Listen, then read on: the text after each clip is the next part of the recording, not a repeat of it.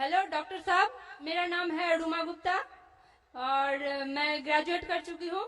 मेरा सवाल है कि अगर एक मुस्लिम लड़का और एक हिंदू लड़की शादी करे और अगर ऐसा हो कि वो मुस्लिम लड़का हिंदू लड़की के घर में नमाज पढ़े और वो हिंदू लड़की उसके घर में जाकर पूजा भी करे, तो ये क्या जायज़ है या नाजायज़ है?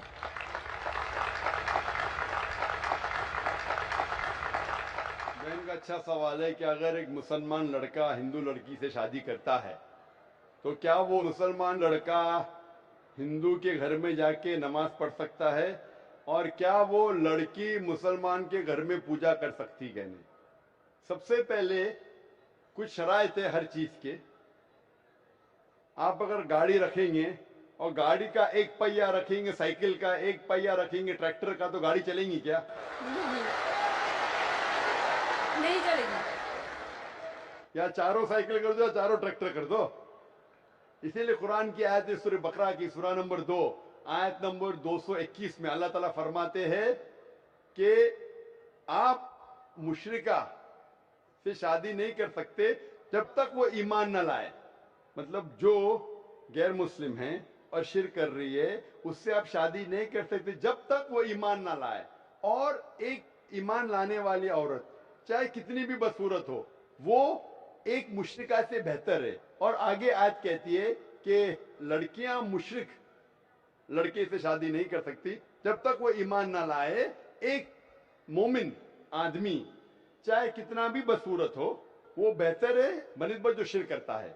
इसकी वजह यह है कि इस्लाम में लिखा है कि अगर आप खुदा के अलावा किसी को और पूछते हैं, किसी और की इबादत करते हैं, ये सबसे बड़ा गुनाह है। और अल्लाह ताला फरमाते हैं सूरह निसा में सूरह नंबर 4 आयत नंबर 48 में और सूरह निसा सूरह नंबर 4 आयत नंबर 116 में कि अल्लाह सुब्हानहू व तआला अगर चाहे तो कोई भी गुनाह को माफ कर सकता है, लेकिन शिर्क को कभी नहीं माफ करेगा। अगर एक इंसान मुशरिक जैसा मर गया तो अल्लाह ताला कभी भी उसे माफ नहीं कर सकता, क्योंकि मुशरिक वो शख्स जो शिर्क करता है। और ये सबसे बड़ा गुनाह है, क्योंकि हमारा खालिक, हमारा मालिक, हमारा ईश्वर, हमारा खुदा, हमारा भगवान, अगर हम उसको गाली देंगे, ये सबसे बड़ा गुनाह है। जिसने हमें जिंदगी दी, जिसने ये सारी चीजें हमें दी दुनिया में, अगर हम उसको गाली देंगे, उसके अलावा किसी और की इबादत करेंगे, ये शिर्क हुआ। तो इसीलिए इस्लाम में इजाजत नहीं है कि एक मुस्लिम लड़का या लड़की कोई मुशरिक लड़का या लड़की से शादी करे, ये इजाजत नहीं है। जहां तक के सवाल है कि एक आम मुसलमान हिंदू घर में नमाज पढ़ सकता है, अगर उसके सामने कोई मूर्ति नहीं है तो वो नमाज कहां भी पढ़ सकता है अगर जगह साफ है। हमारे रसूल मोहम्मद सल्लल्लाहु अलैहि वसल्लम फरमाते कि सारी दुनिया, सारी धरती मोमिन के लिए मस्जिद है। यानी सारी दुनिया आप कहां भी नमाज पढ़ सकते, देखना चाहिए कि साफ है, आप नमाज पढ़ सकते। तो ये आप जाके अगर हिंदू का घर में जाते हैं और वह साफ है, कोई मूर्ति आगे नहीं है, तो नमाज पढ़ने में कोई हर्ज नहीं है। जरूरी नहीं है कि आपको शादी करना चाहिए फिर आप नमाज पढ़ सकते। शादी करने की जरूरत नहीं है, नमाज पढ़ने के अगर साफ जगह है तो कोई हर्ज नहीं। इसीलिए शादी के लिए शर्त है कि दोनों का ईमान हो। और अगर आप हिंदू मजहब पढ़ेंगे तो हिंदू मजहबी किताब में भी यही लिखा है जो मैंने पहले पेश किया, पहला जो सवाल था भाई साहब का, और मैंने कहा कि हिंदू मजहब में भी यही लिखा है, ना तस्य प्रतिमास्ती, उस ईश्वर, उस भगवान, उस खुदा का कोई अक्स नहीं, कोई मूर्ति नहीं, कोई फोटोग्राफ नहीं, कोई पेंटिंग नहीं, कोई पोर्ट्रेट नहीं, कोई आइडल नहीं, कोई स्टैचू नहीं।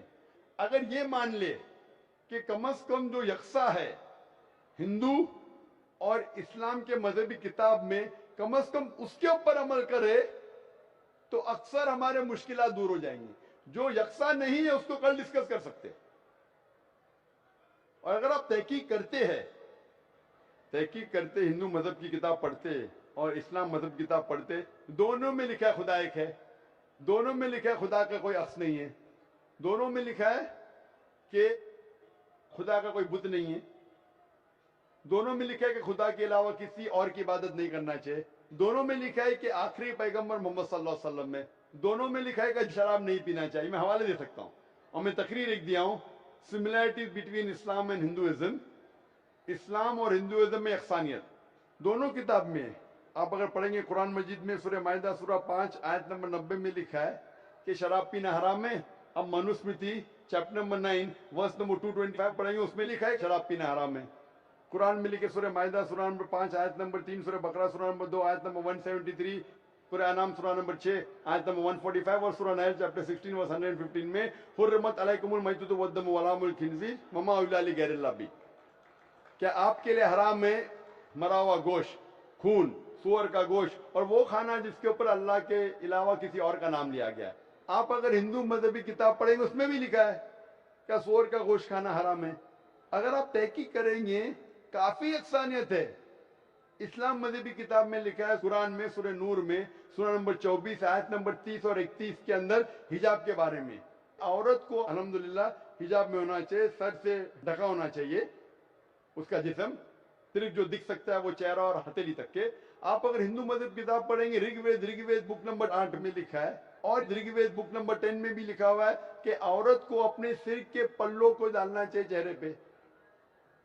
رگ وید میں بھی لکھا ہے کہ جب مرد کو دیکھے تو نظر نیچے کرنا چاہیے. یہ قرآن مجید میں لکھا ہے سورہ نور سورہ نمبر 24 آیت نمبر 30 اور 31 کہ جب بھی کوئی خاتون مرد کو دیکھتی ہے جو اس کا شوہر یا قریب رشتہ دار نہیں ہے, اور جب بھی کوئی مرد کوئی عورت کو دیکھتا ہے اور قریب رشتہ دار نہیں ہے تو اسے نظر نیچے کرنا چاہیے.